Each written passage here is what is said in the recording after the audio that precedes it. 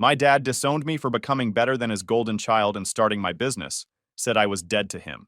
5 years later, my company bought his employer. He's not dead to me, just unemployed.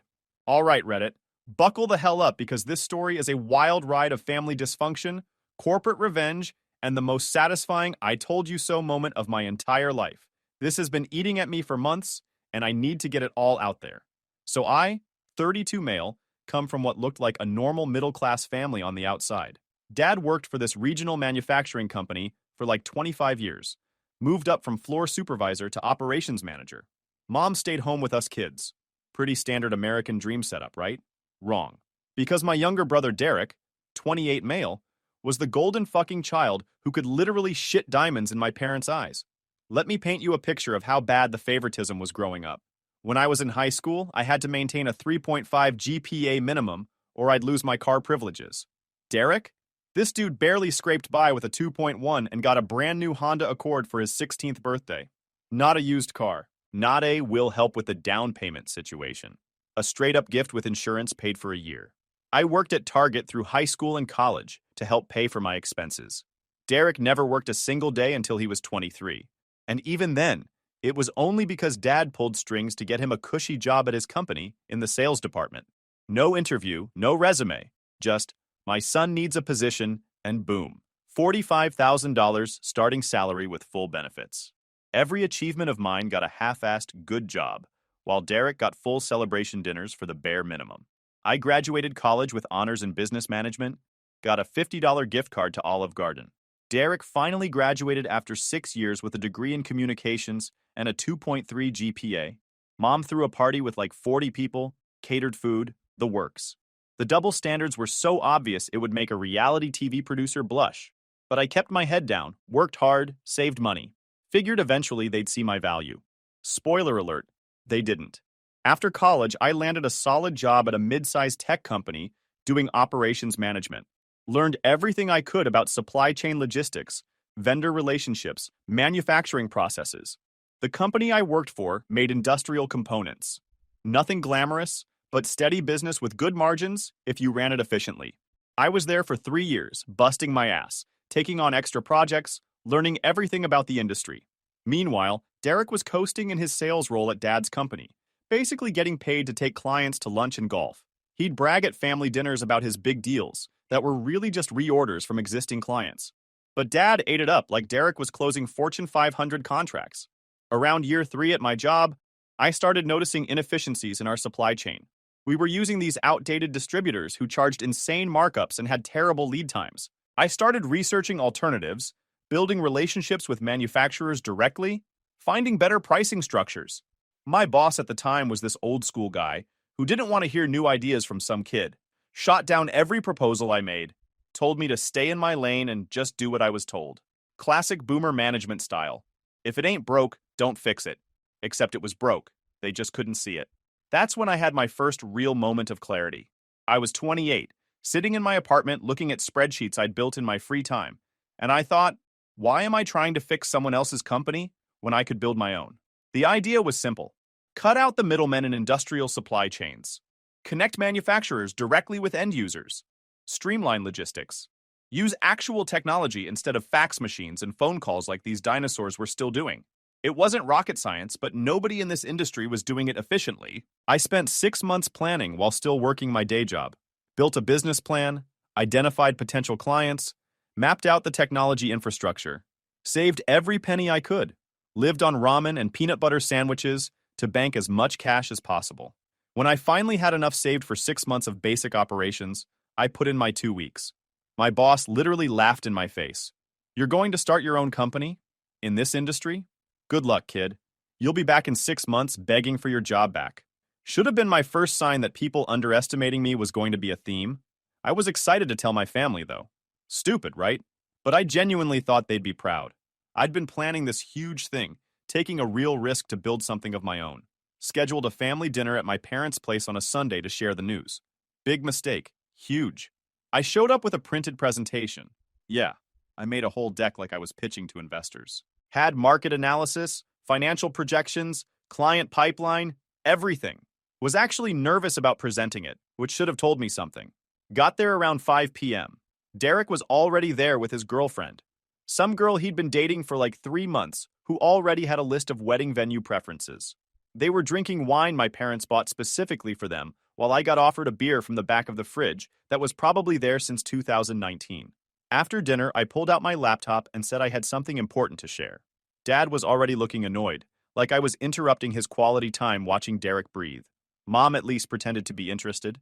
I went through the whole presentation: market opportunity, competitive advantage, revenue model, growth projections. It was solid work. I'd spent months on this thing. When I finished, there was just silence. Finally, Dad put down his wine glass and looked at me like I'd just told him I was dropping out of school to become a professional juggler. "So let me get this straight," he said. "You quit your stable job with benefits to start some distribution company out of your apartment?" "It's more than that," I said. "It's a technology platform that modernizes how—" He cut me off. "Technology platform. Right. And where exactly are you getting the capital for this little venture?" "I've saved enough for initial operations.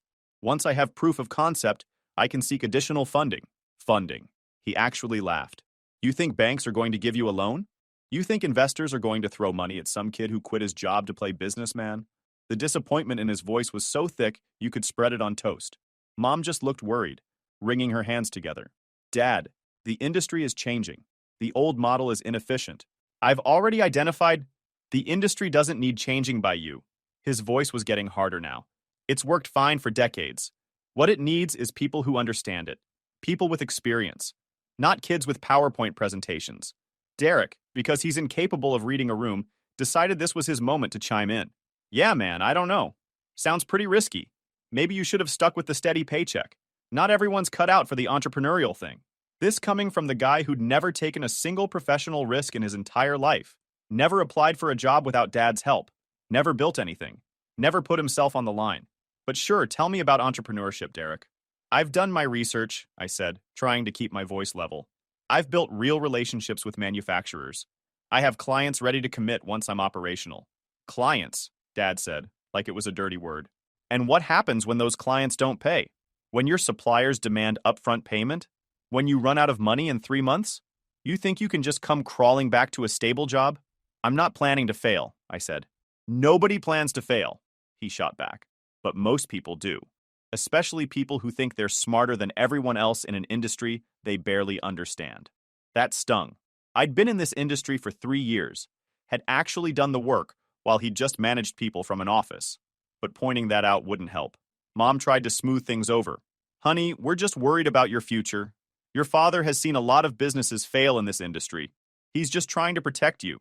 "I don't need protection," I said. "I need support." Dad stood up from the table. "You need a reality check. This whole generation thinks they can just skip the hard work and start at the top. You need to put in your time, learn the business the right way, work your way up like I did." "I've been working my way up," I said, frustration creeping in now. "That's exactly what I've been doing. This is the next step. The next step is job stability and experience." He crossed his arms, not throwing away a good position to chase some fantasy. "It's not a fantasy. I have a real plan." "You have a dream," he interrupted, "and dreams don't pay bills." "This is irresponsible. Reckless. I didn't raise you to make stupid decisions like this." The room went quiet. Derek was smirking into his wine glass. His girlfriend looked uncomfortable. Mom was doing her classic don't rock the boat routine, not meeting anyone's eyes. "So you're not going to support this?" I said slowly. Not a question. "Support you throwing your life away?" "No." Dad's voice was final. "I'm telling you right now, if you go through with this, you're on your own. Don't come running to us when it falls apart." "I wasn't asking for money," I said. "Good. Because you won't get any." He walked over to the kitchen sink, rinsed his wine glass like this conversation was already over. "I'm telling you this as someone with actual business experience. You will fail. And when you do, don't expect me to bail you out or help you find a new job. You make this choice, you live with the consequences." I looked at my mom, hoping for literally any support. She just gave me this sad, helpless look and said, "Maybe you should think about this a bit more, honey. Just to be safe." Derek, never one to miss an opportunity to be a dick, raised his glass. "Hey, if you need a reference when you're looking for work again, let me know. I might be able to get you into our mailroom." That's when I closed my laptop, stood up, and headed for the door. "Where are you going?" Mom called after me. "Home," I said, "to keep building my business." "You're making a mistake," Dad said from the kitchen. "A big one." I turned around at the door. Maybe, but it's my mistake to make. Dad's face went cold. Really cold. That scary, disappointed look he used to give us as kids when we really messed up. If you walk out that door and go through with this, don't bother coming back until you're ready to admit you were wrong. I'm not going to sit here and watch you ruin your life. So that's it? I either give up on this or what? He stared at me for a long moment. As far as I'm concerned, if you're stupid enough to do this, you're dead to me. Those exact words. Dead to me. Over me starting a business. Mom gasped. Honey, that's too far? No, Dad cut her off. He wants to be treated like an adult making adult decisions? Fine. But he doesn't get to make stupid choices and still expect family support. If he's so confident in this failure waiting to happen, he can do it without us. The thing is, I didn't beg, didn't break down, didn't try to change his mind, just looked him right in the eye and said, okay. That seemed to surprise him, like he expected me to fold immediately. You don't mean that, Mom said weakly. I do, I said. I guess I'll see you around. Or not. And I left. Got in my car, drove back to my apartment, and didn't cry until I was safely inside with the door locked. Not because I was sad, though I was, but because I was so pissed off. At him, at Derek, at the whole situation. You know what I did that night? Worked on my business. Sent emails to potential clients. Refined my supplier list. Built my website? Because fuck them. If they wanted me to fail, I'd prove them all wrong. The first 6 months were brutal. I'm not going to lie and say it was easy. I was working 80-hour weeks out of my apartment, living on a bare minimum budget. Most days I ate the same meal twice, usually rice with whatever protein was on sale. My apartment was basically a bedroom and an office. Had an air mattress on the floor and a used desk I got from Craigslist. Those early months tested everything I thought I knew about myself.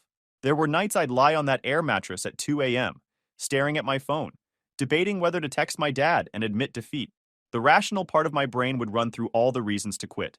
I was burning through savings, had no safety net, was one medical emergency away from bankruptcy.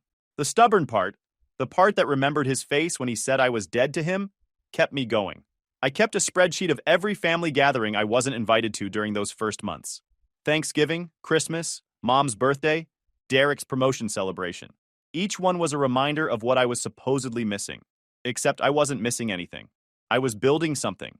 And every family event they posted on social media, without me, just added fuel to the fire. My apartment building neighbors probably thought I was losing it. I'd be on conference calls at midnight with potential suppliers in different time zones, pacing my living room while trying to negotiate terms in broken Mandarin I'd learned from YouTube. The walls were thin enough that I'm sure they heard everything. The successes, the rejections, the times I'd hang up and want to punch something. But I landed my first client within 3 weeks. Small manufacturing company that needed consistent supply of industrial fasteners. Nothing glamorous, but it was real revenue. The owner's name was Tom, this gruff 60-year-old who'd been in business for 30 years and had seen every distributor scam in the book. He gave me a shot because I was the only supplier who actually showed up on time for our meeting and came prepared with market analysis on fastener pricing trends. Kid, he said after my pitch, I don't know if you're going to make it in this business, but you're the first person in 10 years who actually did their homework. I'll give you a trial order. That trial order was $3,200. Felt like $1 million. Then another client. Then another. I reinvested every single penny back into the business. Upgraded my tech infrastructure. Hired my first employee, guy named Joel, who was working a dead-end job at a logistics company and had real vision for where the industry could go. We worked out of my apartment for the first year, taking calls on our personal phones, using my living room as a warehouse for sample products. My parents didn't call. Not once. Mom texted a few times, brief messages like, hope you're okay and thinking of you, but nothing substantial. I'd hear through extended family that Derek was doing great at Dad's company, getting promoted to senior sales associate or some made-up title. Didn't matter. I was too busy actually building something. By month 8, we'd outgrown my apartment, signed a lease on a small commercial space, 1,200 square feet, mostly warehouse with a tiny office area. It wasn't much, but it was ours. Real business space. I hired 2 more people. Revenue was growing month over month. Year 1, we did $380,000 in revenue. Barely profitable after expenses, but we were in the black. More importantly, we had momentum. Our client retention rate was 94%. Word was spreading in the industry about this new supply company that actually gave a shit about customer service and modern logistics. Year 2, we crossed $1 million in revenue. Hired 6 more people, moved to a bigger space, started getting attention from larger clients who were sick of dealing with the old guard distributors who treated them like crap. I never called my parents to tell them, didn't post about it on social media, just kept my head down and worked. The silence from them was deafening, but also kind of liberating. I wasn't trying to impress anyone anymore, wasn't waiting for their approval, just building what I knew could work. By year 3, we were doing $4.2 million in revenue with 23 employees. Had multiple commercial spaces, a real tech platform that clients loved, relationships with manufacturers in 6 countries. I finally took a real salary. Nothing crazy, but enough that I could move out of my shitty apartment into an actual house. That's when I got my first inquiry from a venture capital firm. They'd been watching us grow and wanted to talk about investment. I wasn't even looking for funding at that point. We were profitable and growing organically, but I took the meeting. Ended up taking their money. Series A round, $8 million at a $35 million valuation. Used it to expand aggressively, hire top talent, build out our technology even more. Within a year of that investment, we doubled our revenue. Still didn't call my parents. At this point, it wasn't even about spite anymore. They'd made their choice. I'd made mine. We were just living in different worlds now. Year 5. This is where it gets good. We were doing $32 million in annual revenue with 140 employees across 4 locations. Our client list included some seriously big names. We'd basically become the go-to modernized supply chain solution for mid-sized to large manufacturers who were sick of the old way of doing business. I got a call from an acquisition firm that specialized in industrial consolidation. They represented a private equity group that was buying up regional manufacturing and distribution companies. Wanted to know if we'd be interested in being acquired. I wasn't, but I listened to their pitch anyway. Always good to know what your company's worth, even if you're not selling. During that call, they mentioned they were also in final stages of acquiring a regional manufacturing company that had been struggling financially, needed to modernize operations, update their vendor relationships, streamline logistics. They mentioned the company name. It was my dad's employer, the company he'd worked at for 25 years, the place where he'd built his entire career, where he got Derek his cushy sales job.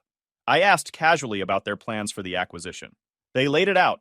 They were planning to strip out redundant management, consolidate operations, and modernize everything. Anyone who couldn't adapt to new systems would be let go. Classic private equity playbook. Interesting, I said, keeping my voice neutral. What's the timeline on this? We're looking at closing within 6 months, then 18 months of integration. The company's got good bones, but management has been resistant to change for years. Lots of dead weight in middle management that needs to be cleared out.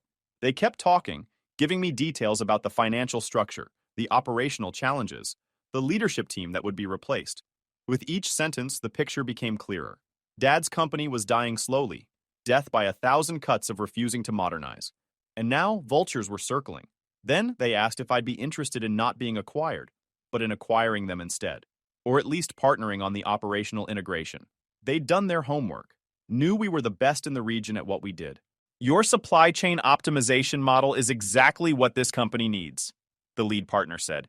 You could come in as an operational consultant, or we've been authorized to discuss other arrangements if you're interested in a larger stake. I told them I'd think about it. I didn't think about it. I already knew what I was going to do. The irony was perfect, too perfect to ignore.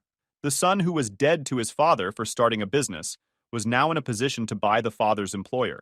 The business the father said would fail was now successful enough to acquire the company where the father had spent his entire career. Poetry. Dark.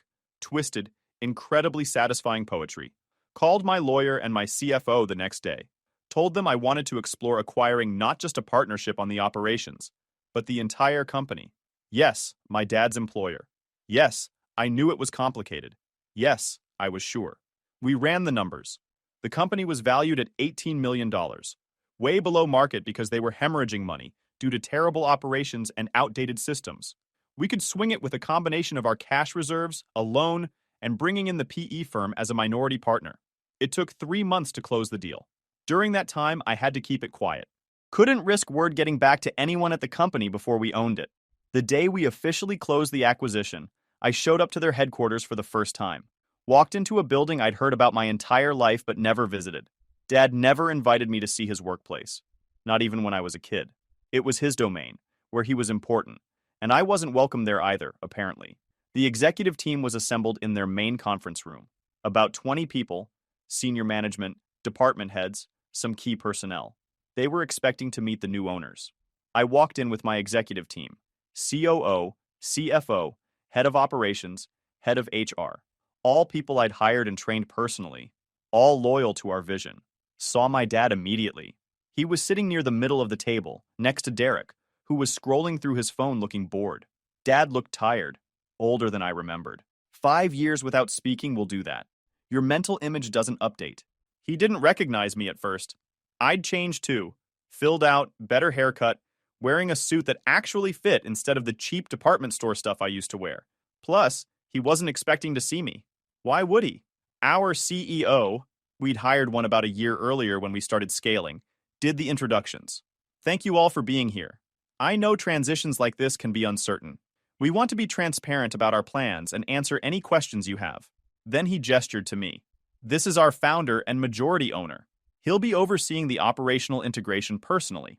That's when Dad looked up from his papers and made eye contact. His face went through about 5 different emotions in 3 seconds. Confusion, recognition, shock, disbelief, and finally something that looked like anger mixed with fear. Derek's head snapped up from his phone. His mouth literally fell open. Some of you may have questions about our company, I said, keeping my voice professional and level. We've been in the industrial supply and logistics space for 5 years. We've grown from a startup to a $32 million revenue operation by modernizing systems that the industry has left outdated. That's exactly what we plan to do here. Dad's face was red now. He looked like he was trying to decide whether to say something or have a stroke. I understand change is difficult, I continued, making deliberate eye contact with him. But this company has been losing money for 3 years straight. Operations are inefficient, systems are outdated, management structure is bloated. That changes now.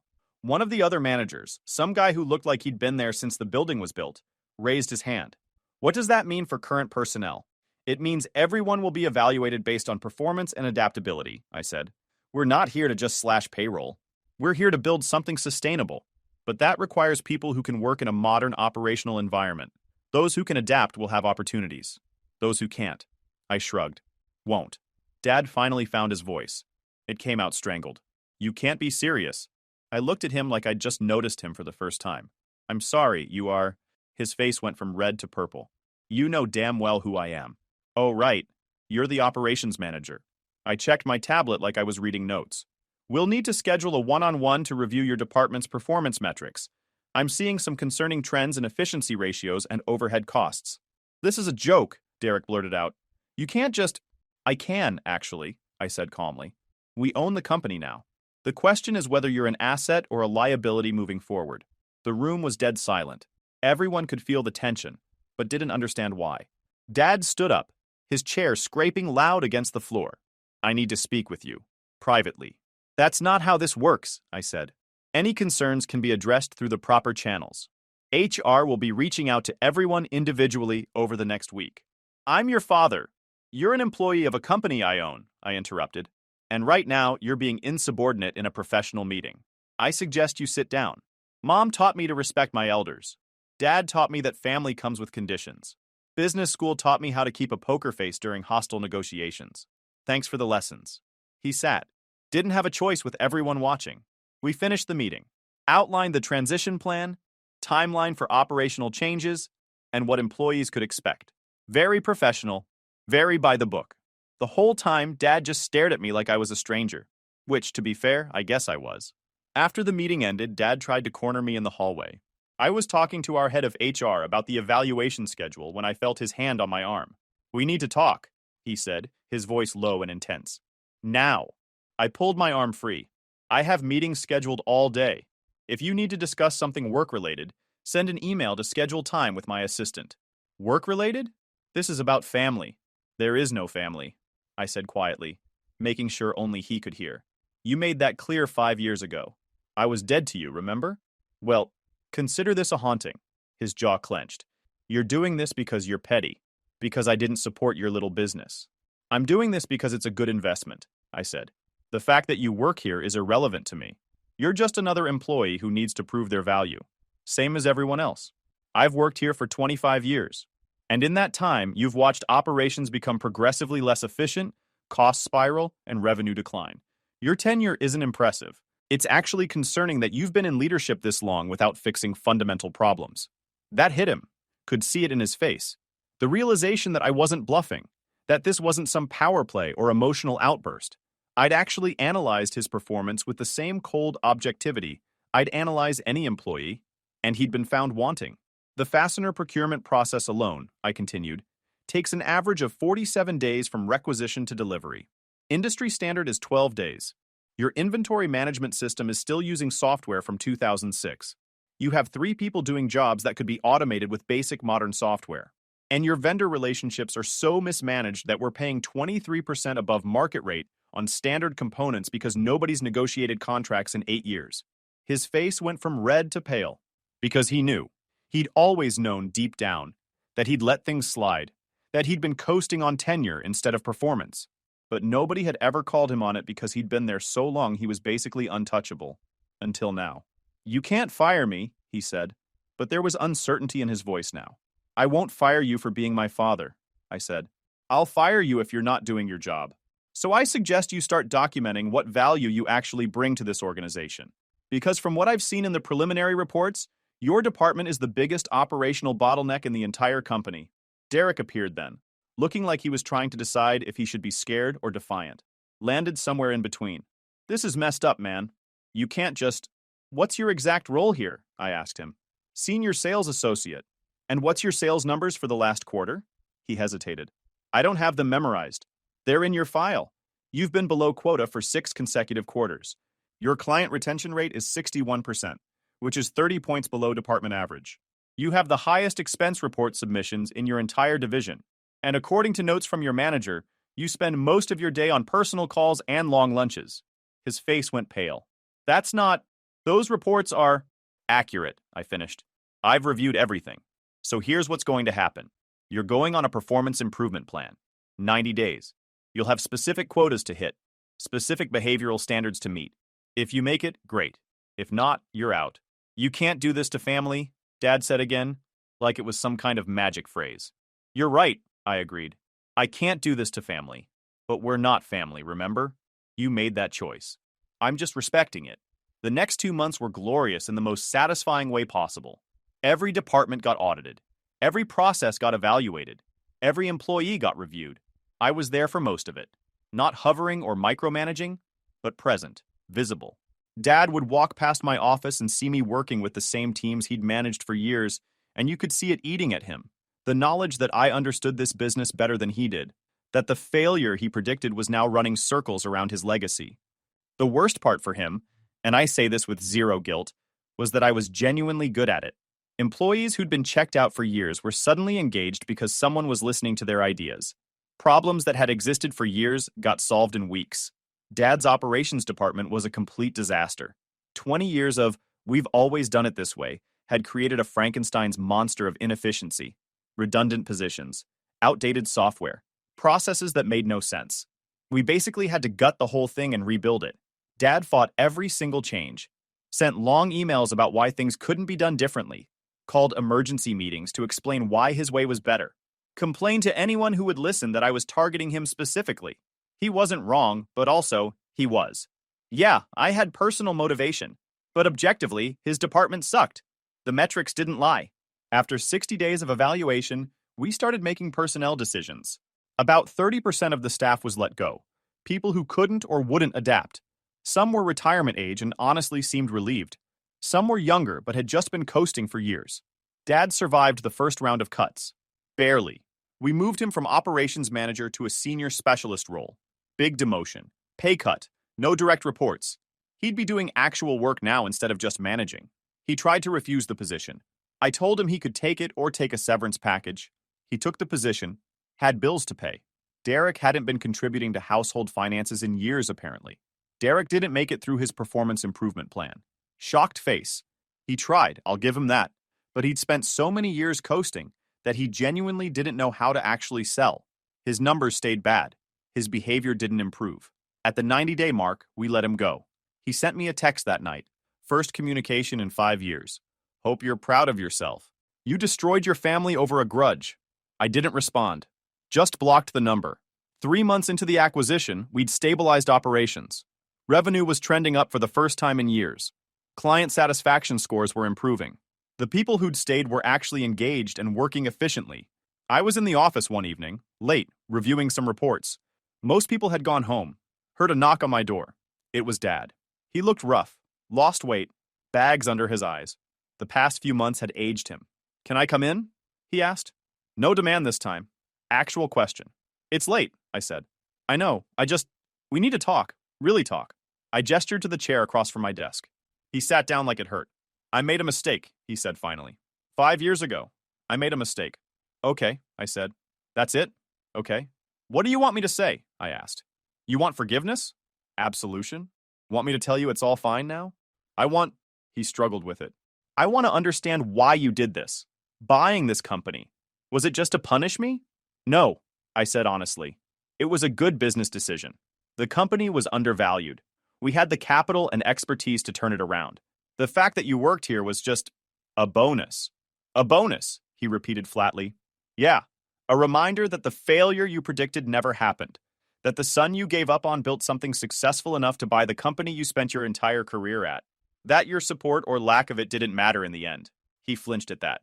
"I was wrong," he said. "About you. About your business. I was wrong. I know. That's all you have to say?" I leaned back in my chair. "What do you want me to say, Dad? That I forgive you? That we can just move past it? You didn't just not support me. You disowned me. Told me I was dead to you. Over a business decision. I was trying to protect you." "Bullshit," I cut him off. "You were protecting your ego. You couldn't handle the idea that I might succeed doing something you didn't approve of. That I might be right when you said I'd fail. That I might actually be better at this industry than you were." He didn't argue that. "And Derek," I continued. "You enabled him his entire life, gave him everything, expected nothing, and turned him into someone who can't function without help.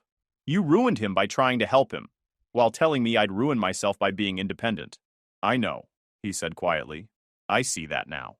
He can't keep a job, can't handle responsibilities.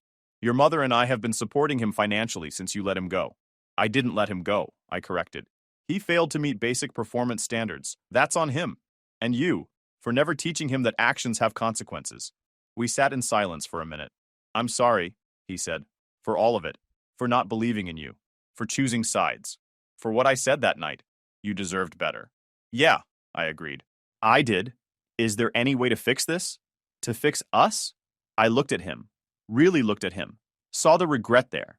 The genuine remorse. Part of me wanted to forgive him. To rebuild something. But another part, the part that remembered every dismissive comment, every time he chose Derek over me, every family event I wasn't invited to over the past 5 years, that part wasn't ready. "I don't know," I said honestly. "Maybe someday, but not today. Today, you're just an employee who needs to prove he can adapt to new systems. Same as everyone else." "That's it?" "That's it." He stood up slowly. "For what it's worth, you built something impressive. I should have said that 5 years ago." "Yeah," I said. "You should have." He left without another word. Over the next year, we fully integrated the acquisition, turned the company around completely, increased revenue by 45%, cut operational costs by 30%, improved every major metric. The employees who stayed were making more money and dealing with less chaos. Even Dad had to admit the new systems worked better. He stayed in his specialist role, did the work, didn't complain. We had a few brief professional interactions, but nothing personal. He'd show up, do his job, go home. Like any other employee. Derek moved back in with our parents. Last I heard through the grapevine, he was working at a gym, trying to sell personal training packages. Apparently not going well. Mom sent me an email a few months after the dust settled. Long message about family, forgiveness, moving forward. I read it. Didn't respond. Wasn't ready for that conversation. The company I founded is worth over $120 million now. We're expanding into new markets, building out technology that's changing how the industry operates. I bought a house, nice one, paid cash. Got a dog. Started dating someone who actually respects what I've built. Life's really pretty good. Do I regret buying my dad's company? Not for a second. Was it partially motivated by proving him wrong? Absolutely. But it was also a smart business move that's made me and my investors a lot of money. Sometimes the best revenge is just living well and succeeding in exactly the way people said you couldn't. Dad's not dead to me. He never was. But he's not my father anymore either. He's just a guy who used to be important in my life and made choices that changed our relationship forever. He works at a company I own, collects a paycheck, and goes home. Same as 140 other people. The difference is those other 140 people didn't tell their son he was dead to them for chasing a dream. So yeah, he's not dead to me. But he is unemployed from the position he thought made him untouchable. And Derek's unemployed from the nepotism ride that was never going to last forever. Meanwhile, I'm thriving, building, growing, succeeding. Turns out I didn't need their support after all. Who would have thought? Okay, fine, I definitely thought. But it's still satisfying as hell to prove it. YouTube just dropped this new hype feature. If you're hooked on this story, smash that hype button. It tells YouTube this video deserves to blow up, and it keeps even crazier stories coming your way.